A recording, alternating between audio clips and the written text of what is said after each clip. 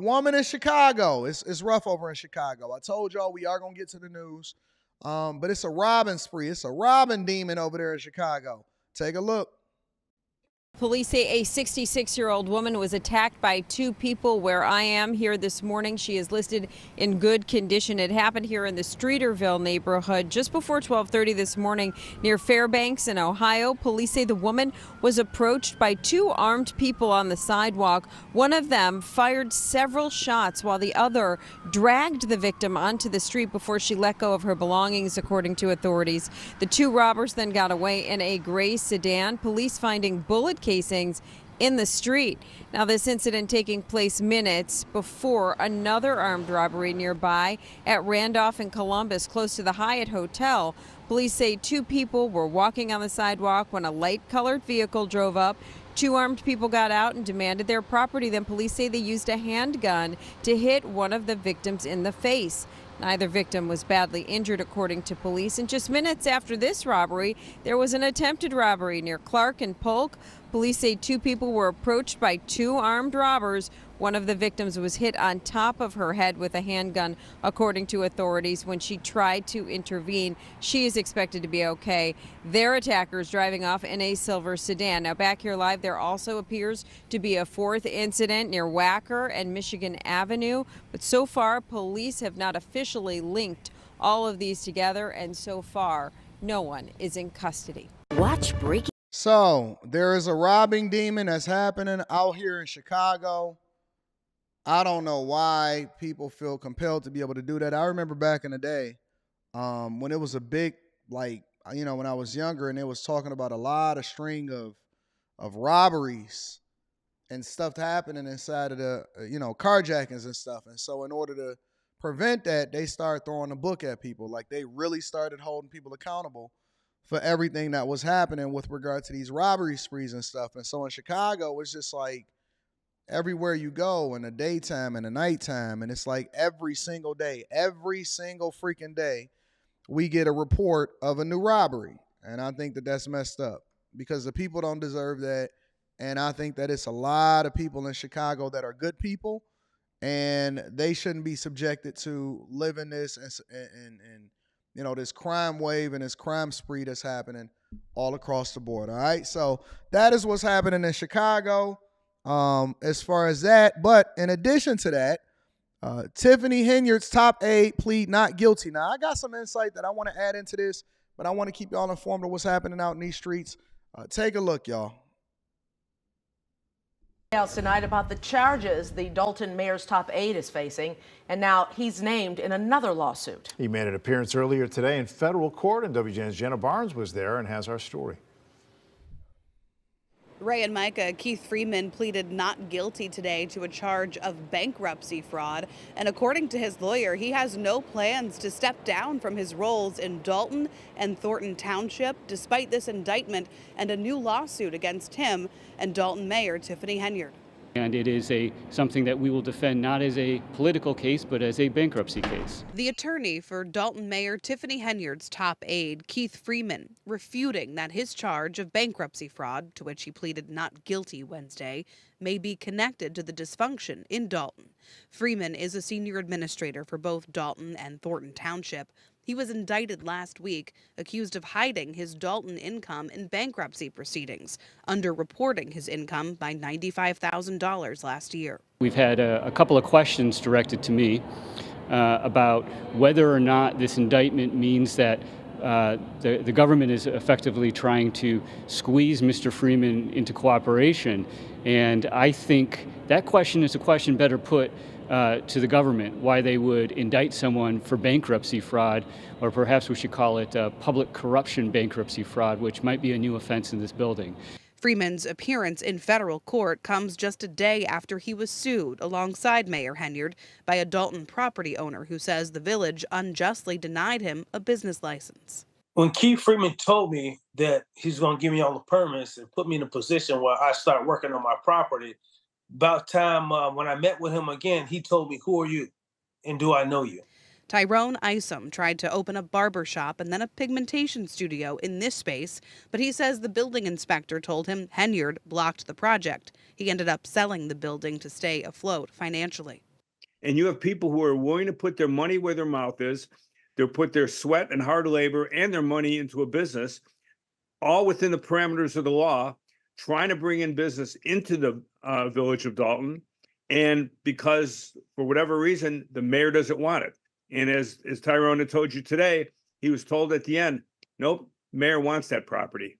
He isn't the first. In January, WGN Investigates reported on the thwarted plans to redevelop a shopping center anchored by a ministry-focused food pantry.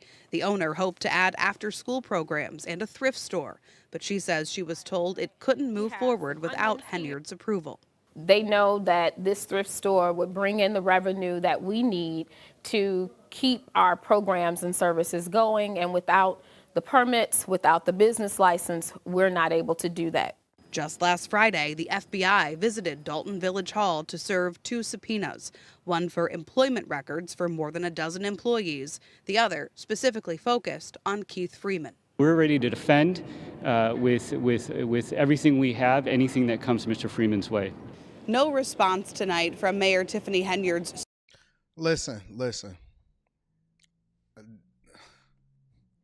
This is the play, all right? When you have this level of corruption and when you get this many people complaining about you and when they bullying you, because the city is supposed to work with you in order to get you open, right? Because then that generates more revenue. You basically are building businesses and you're building a community by which it continues to flourish because resources are pouring in, people are having jobs, revenue is being generated. And so you create an environment that's conducive for the community, and then more money ultimately flows into the coffers. But when you run it like your own personal piggy bank and you run it like your own henchman studio, what happens is people start to complain. And now when you get enough complaints, what they'll do is they'll start to knock out everybody around you. Before they come after you, they're going to knock out everybody around you. Now, all of this tough talk sounds cool in the beginning until you start facing them numbers and all of that tough talk go out the window because your money not long enough. Of course he's not going to quit because this is the way in which he makes his money. And so why would he quit? Why would the top aide quit and leave his position even though he's facing fraud charges? Because the one thing about white people resign in order to make sure that they get out the way and they don't want as much visibility. Black people are going to be like, listen, I'm staying here until you walk me out the door. And so what they basically going to be doing is eventually they're going to hit her with the RICO, I think. This is my own personal opinion. This is not anything that I heard. They're going to start hitting them with the RICO, and you can't fight that. You ain't got enough money. Your money ain't long enough to deal with these lawyers. You're dealing with the federal government, bro. And so I think personally what they're doing is they're putting pressure on the people around her in order to fold, because why would they just randomly go after him as far as him underreporting his income? Now, we know that if you underreport your income in a bankruptcy filing and they find out, then you're going to be in trouble. But here's the flip side. Why would they even be looking into him in the first place? Because she got so much heat on her. And so anybody that's around her, anybody that's dealing with her, just be very, very careful. Make sure you got your T's crossed and your I's dotted, because you're going to find yourself in a very bad situation. So I think they're going after him, and they're going to go after everybody else around her in order to put pressure, in order to squeeze them so that they can turn on her, because she out here running around like she the Don Dada. Teflon Tiff is in the building. Anyways, that's what's happening over there in Dalton. Way too much heat over in Dalton. And then last but not least, D.C. is turning into a war zone. It's crazy. We're going to start, though, with breaking news out of the district this morning. 3 people shot and killed overnight in 3 separate shootings. An active investigation is still underway at this hour in the Petworth neighborhood in Northwest. D.C. police saying shots were fired there around midnight. All right, let's get to Melanie. She's near the scene with the latest for us this morning. Morning, Mel. Hey, good morning, guys. Yeah, so from what we can see here on the scene is that crime scene investigators have picked up the majority of the evidence markers, and we're seeing a tow truck here on the scene. It's possible, based on the amount of gunfire that happened here, that Cars were hit in this as well. And you could hear on some video that neighbors had just a barrage of gunshots, almost like a war zone. It went on for 30 seconds. One of those definitely sounded like a rifle. There was another gun, sounded like a smaller caliber, returning fire. And when we were here on the scene early this morning, we saw up to 71 different evidence markers. 3 people were struck here by gunfire. There's also was some kind of a cycle or a motorized scooter in the middle of the road that has since been picked up. Then there's a tent there in the middle of the road as well that investigators generally put up to shield a body of a deceased person from public view. The call from D.C. Fire and EMS reported that one victim, an adult male, was unconscious and not breathing. A second victim, a 17-year-old, shot in the leg. We don't have confirmed info yet on the third person shot. We had some information that it may have been a woman. The violent night began in Southeast. D.C. police called to Bruce Place and Anger Place around the 10:30, 10:40 hour where a teen boy was shot. We're told that teen was taken to the hospital but did not survive. And then on Sheriff Road Northeast, about 12:35 in the morning, more gunfire. Shot spotter there detecting at least 30 rounds. An adult male who was outside at the time took a bullet to the back. He was taken to the hospital in cardiac arrest and did not survive. And back here on Spring Road, we can tell you there was an early lookout for a black Mercedes SUV that was last seen on Rock Creek Church Road.